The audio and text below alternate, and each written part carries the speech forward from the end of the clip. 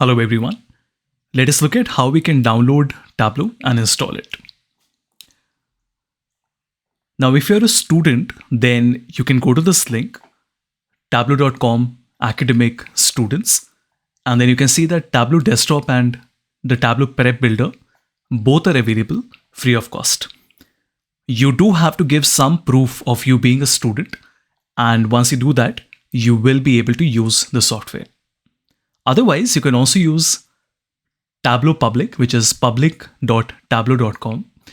This is a completely free Tableau version. All the charts, all the visuals, all the formulas are available on the public version as well.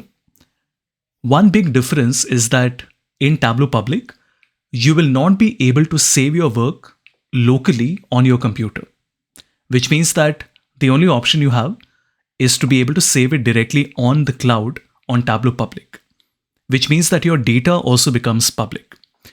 So if you're working with a client, let's say on a live project or in an internship, or if you're a working professional and you're working with your own client data, this might not really solve your purpose, because while you can learn, you will not be able to save your work locally on the computer.